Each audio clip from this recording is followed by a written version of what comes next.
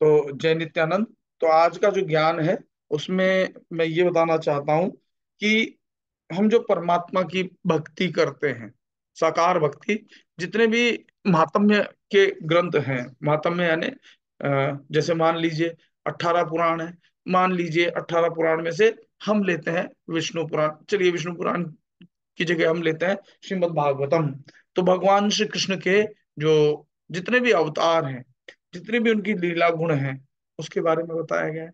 उन गुणों को सुन करके अब जो भगवान का पात्र है, जो रचना की गई है कि भगवान श्री कृष्ण ने ये अवतार लिया, भगवान श्री कृष्ण राम रूप में भी रहे, भगवान कृष्ण कृष्ण रूप में भी आए, है ना। भगवान कृष्ण का कई अवतार हुए, 24 अवतार, है ना, बुद्ध अवतार, इस प्रकार से उसमें बताया गया है। तो भगवान जो है वो, भगवान थोड़ी ना कभी बदलते हैं। नाम तो शरीरों का होता है।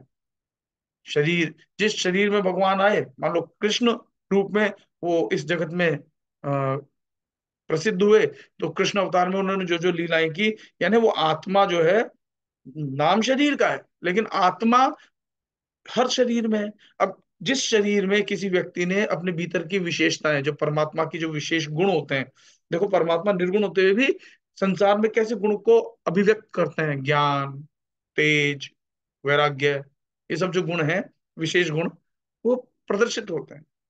तो जो लीलाएं की, उन लीलाओं से हम कहते हैं कि भगवान है। तो वो शरीर जो भगवान श्री कृष्ण का था, उसके भीतर बैठे उस परमात्मा के जो प्रभाव है, तेज को बताया जाता है। राम है, भगवान राम। तो शरीर का नाम भगवान राम है, लेकिन उसके भीतर जो आत्मा रूपी परमात्मा जो बैठे हैं और जो उस शरीर में प्रकट हो गए, जो उन्होंने गुण लीला विशेषताएं अपनी दर्शाई बताई, वो भगवान है। लेकिन हम क्या करते हैं, हम शरीरों की पूजा करने लग जाते हैं। हम मूर्ति बना करके मूर्ति की पूजा करने लग जाते हैं, जिसकी जिसकी उपासना, जिसका ध्यान भगवान शिव, भगवान शिव भी तो ध्यान करते हैं। महात्मा बुद्ध आंखें बंद करके किसी का ध्यान कर रहे होते हैं। भगवान राम ने भी जो है शिव उपासना की, लेकिन वास्तव में जब ध्यानस्थ बैठे तो जो जिसकी उपासना कर रहे हैं, हनुमान जी ने राम राम करके जो तप किया, वो वो भी किसी की उपासना कर रहे होते हैं। ये जितने भी भगवान या अवतार हैं, ये जिसकी उपासना करते हैं, वो आपके भीतर भी बैठा है।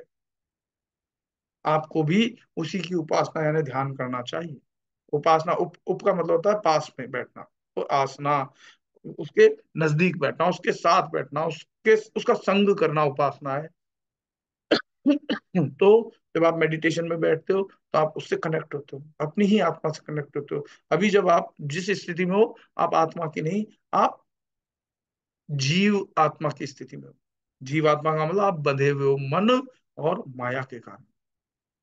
और जैसे जैसे आप मन और माया से ऊपर उठ जाओगे, आप अपने ही निज स्वरूप से जब एक हो जाओगे, तो आप आत्मा हो जाओगे। आत्मा ही परमात्मा है। तो इस भेद को समझो।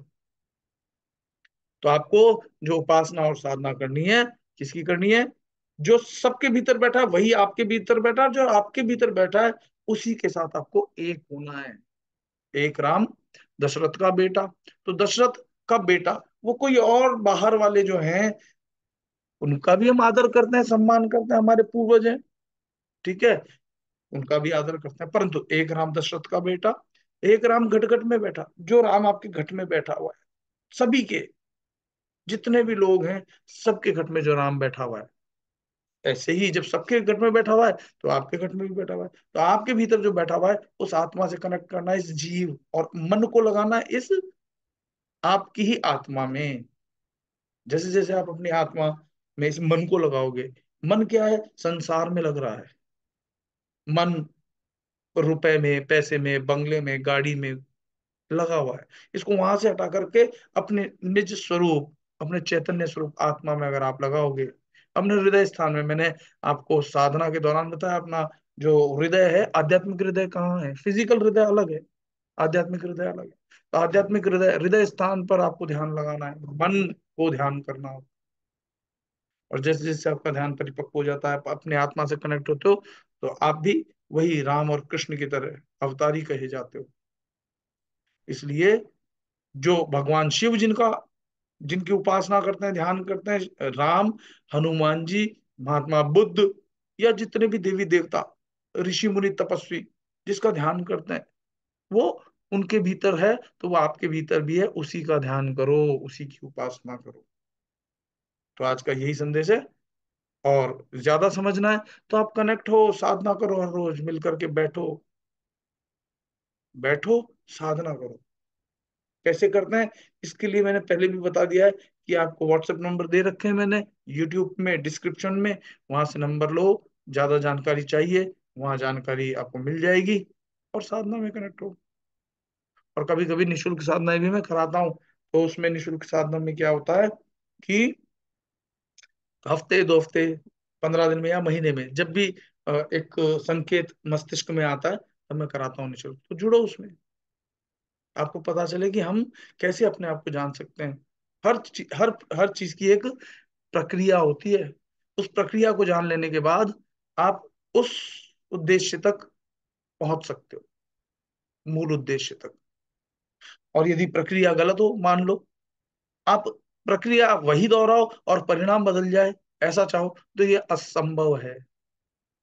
आप चाहो कि मैं आग में हाथ डालूं और हाथ ना जले, जितनी बार हाथ डालोगे हाथ जलेगा, जितनी बार हाथ डालोगे हाथ जलेगा। लेकिन अगर आप चाहते हो कि हाथ ना जले, तो प्रक्रिया को बदलना पड़ेगा, तो प्रक्रिया को बदलना पड़ेगा।